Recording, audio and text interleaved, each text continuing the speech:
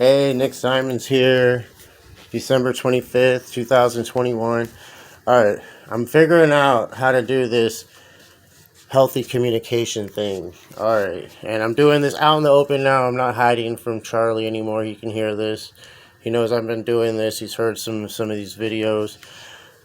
Okay, so what I did was, there was, I knew he was going to get upset. So I was prepared for the moment. And so he asked where the mattress was where one of the boys were, because it was in the area I'm in right now. And it was out. I put it out on the area over here by the stairwell and staircase. And so I was ready for the aggressiveness. So, he was pissed because it was out there, and I just explained that, I would bring it back in. I did what I knew. I knew what he wanted to do. He wanted it in, and so I was doing what I knew he wanted me to do. I let him express himself, and then I expressed myself, and then I just let it go. That's all I don't need to add a ton of details, really. And then he got to say, he's nasty and mean like he normally is, but I just didn't feed into it and just let it go. And because now I know I'm leaving. That's the difference. Before, when I thought I was going to be here, because my reluctance to take the initiative and do what people were telling me was the right thing to do and get out and go somewhere else. I don't know, for some reason I just pictured a homeless shelter. Before I went to jail in Connecticut, I remember saying in the jail for a month and a half or something when I first got there, I don't want to live in a sober house. I don't like their petty rules. You can't just go fight somebody in a sober house if they say something to you. You have to be all civilized. I remember, it's so funny, I was, thinking about it, how I was complaining about that, being in an environment like that, for some reason, did I prefer this, being isolated for the most part, and then just having, psychological warfare going on with the landlord, and just, this is what I preferred, but then, I guess I sat there in the jail long enough. I remember saying, I like the criminal element better, these are bank robbers, people in sober houses, steal from their grandma, and all that, I didn't steal from my grandma or something, anyways, that's fucking, God, whatever they are, forgive me for that. They know, whatever this fucking, higher power, is, if it's God, it's godlike to know everything about everything I've ever done. So, I can't front, out there like that, because, I got to keep it real now, and I got to live up to the standards of my higher power, and this is what it looks like. So, but sitting in the jail, that did change. That attitude did change. I began to miss that vibe of people trying to better themselves, because, I can't. There's nothing wrong with what the guys in the jail were doing, because everybody is doing what they're supposed to be doing, apparently, on whatever journey they're on. It's kind of weird that way. We might look at someone and be like, oh, geez, well, they are messing up. Oh, my God, they're destroying themselves. But that's a necessary part of their journey, that they're fulfilling karma one way or the other, and that it's honest. It's hard to explain. What we look and what we think is oh, my God, that's the worst thing. Look at them. It might be the best thing for them to be going through at that time, and we just couldn't possibly understand it.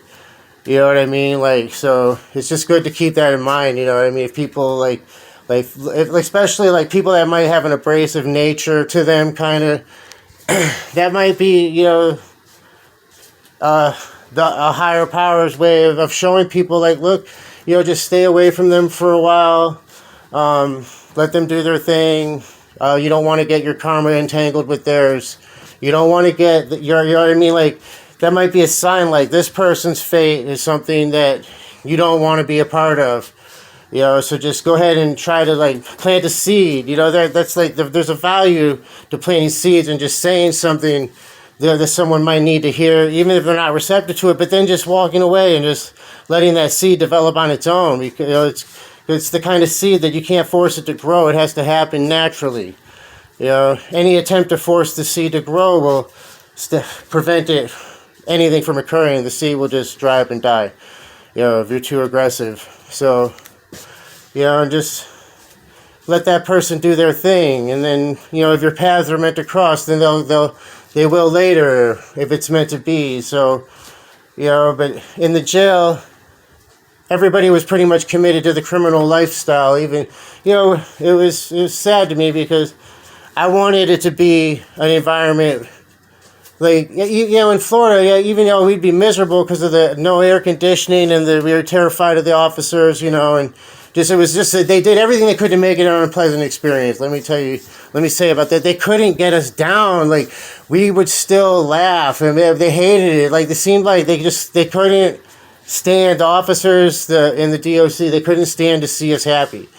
You know what I mean? Like, what do they're thinking, what do we have to do to make these inmates, you know, miserable? What more can we do? No matter what we do, they still laugh. You know, that was before the spice and the suboxone hit the Florida prison system. Believe it or not, yeah, Florida was pretty soft, you know, before the drugs came.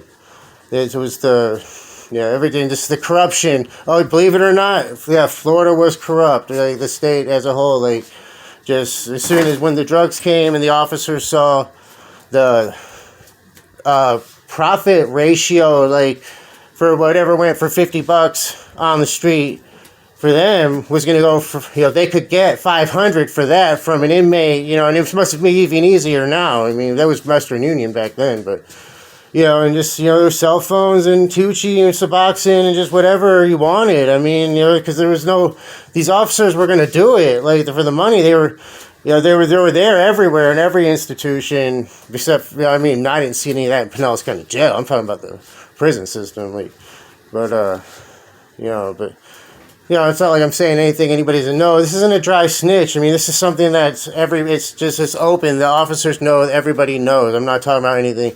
I'm just saying is that, you know, once those came, yeah, Florida went from being a place that was conducive to learning because there was nothing better to do to that.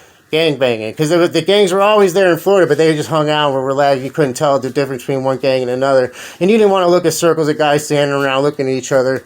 You just ignored it, but you knew that was something that, you know, that was gang related. But you just, you know, I could never tell who was in what gang. I mean, you know, it's just stuff you just don't ask. I wasn't a banger, but, you know, I mean, but the fourth time I went to prison, it was banging. It was gang banging, like, to the extreme. And what sucked, like, you know, I'm just going to talk like I normally talk, because, you know, the white boys in the Florida chain gang, like, they were always open invitation to be a victim. I mean, before, like, I'm guessing, like, 2010, like, just being white was, like, a target sign, you know what I mean? And, but there was, like, most white guys, you know, didn't fight, they didn't want to get beat up.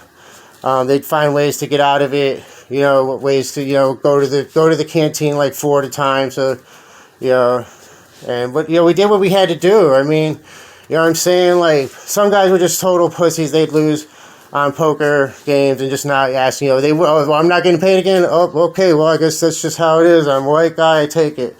Like, you know, and that was the theme for a lot of white dudes. Just, you know, oh, you need a bag of chips here, just take it. Yeah, you know, I'm just paying it forward. Like, you know what I mean? Like, no, you're getting put down on. But then there was, like, I don't know, 10 or 20% of us back in the day, like in the early, you know, before 2010. I mean, like, there was white boys that we would fight. We'd put up a fight if the gangs came. We wouldn't just give them our food. They'd get beat up, but we'd still have our food.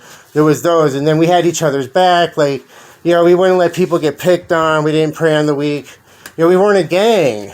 But we had a solidarity because we had no choice. Like, it was just how it was, you know. And the black guys, they had a thing too. They would never rob each other. I mean, white guys would rob each other, yeah, but there was no black on black crime that I knew about.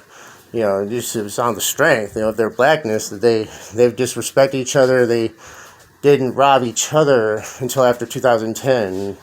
once the drugs really hit the game. There was always weed and shit before, but no big deal. Like, there was never pounds or nothing. Some, dude would find a way to fit 20 bags up his butt and come bring them in. But it was never a huge epidemic like it became with the spiced K2, the toochie, and the suboxone and cell phones and shit, after 2010. We were just lucky to have pornography. Like, I remember that was it. That was like the drug in the Florida chain gang, was pornography. Like, for real. Like, if it was okay, I get it in a way. I mean, yeah, it was, moral decay was rampant, but oh well, it's prison. But, yeah, I don't know. That was back then. The Connecticut system was way more civilized. There wasn't all the drugs. I didn't see anything going on. No banging. Gangs were there hanging out like back in the Florida days, before the drugs hit Florida. You know what I mean? But, anyway, damn, man, I forgot the whole point of this thing. But I guess I'm just going to end it with that then, since I forgot what I was saying. And, I'm growing. This is it, man. I'm going to Richie's. I'm getting out of my dad's, and he doesn't need to feel bad for anything he's done. He has the right to express himself however he wants. I gave him an infinite well of resentment to draw from, and I have to own that. And however he feels like expressing himself to me, as long as I can communicate back to him healthy and just say it, and just keep my mouth shut, and just let him get the last word. Let him be nasty to me. He's earned it. I earned it, and that's the best way I can possibly look at it. But I'm anxious to see the Matrix movie tomorrow with my nephews, and then then go to Richie's, and start doing the damn thing. All right, thanks. Have a great day.